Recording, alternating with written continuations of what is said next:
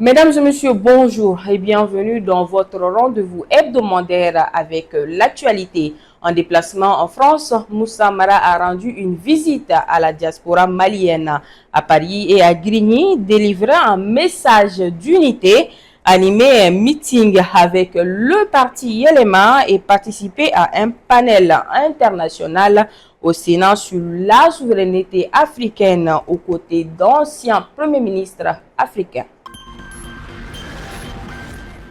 Réunis ce mardi 15 avril à la Maison de la Presse pour dire non au tripatouillage de la Constitution et à toute dérive autoritaire. Une centaine de partis politiques ont exprimé leur vive inquiétude face au projet de relecture de la charte des partis politiques initié par le gouvernement de la transition, soupçonnant une tentative de dissolution de certaines formations politiques.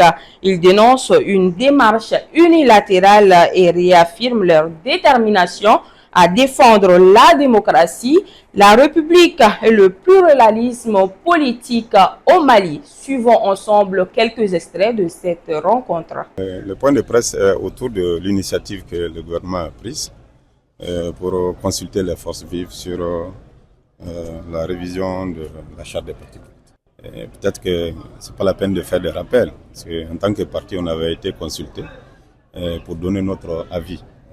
L'essentiel des partis politiques au Mali s'est réuni pour faire des propositions de révision de la charte.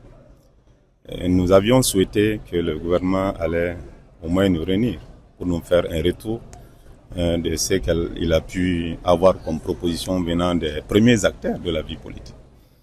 Et à notre grande surprise, on a entendu à travers les médias, sur les communiqués du Conseil des ministres, que c'est les forces vives qui seraient consultées sur le devenir des partis politiques dans le processus de révision de la charte. Ça nous a surpris, ça nous a vraiment surpris et nous avons décidé de façon collégiale de demander à nos autorités de surseoir à ce processus et de rentrer dans un cadre de dialogue avec les partis politiques.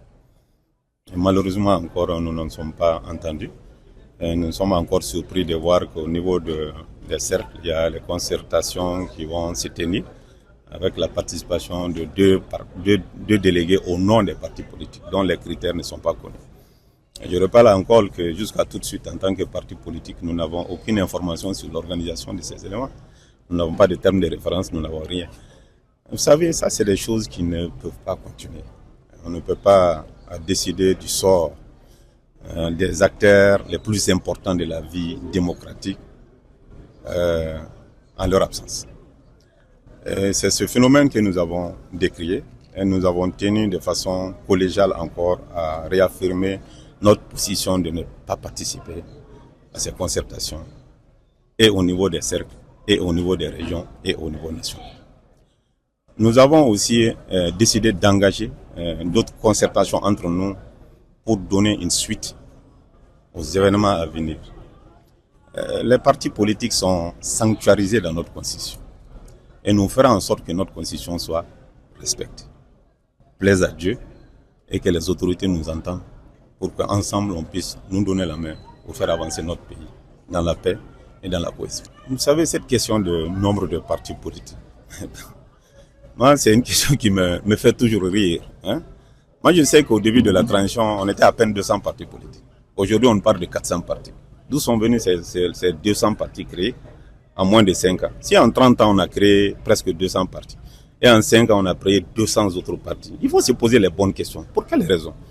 Nous avons demandé à l'administration malienne de nous donner la liste de tous les partis politiques du Mali, leur récépissé, leur date de création, leur siège, leurs responsables et leurs contacts. Nous n'avons jamais eu de suite par rapport à cela.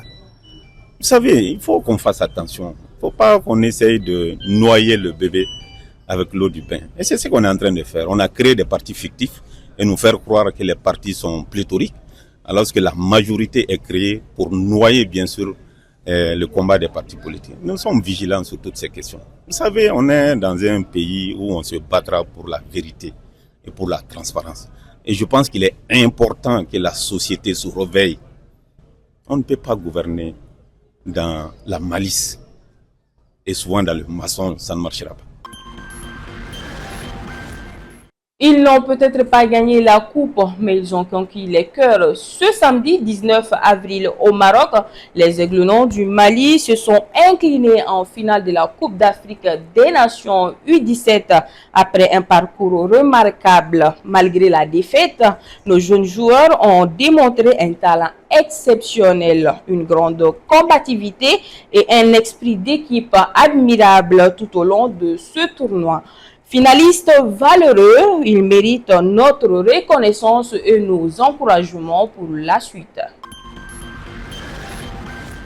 Mesdames et messieurs, ainsi prend fin cette édition d'Actu Hebdo. Merci à vous de l'avoir suivi. À la semaine prochaine pour d'autres revues d'actualité.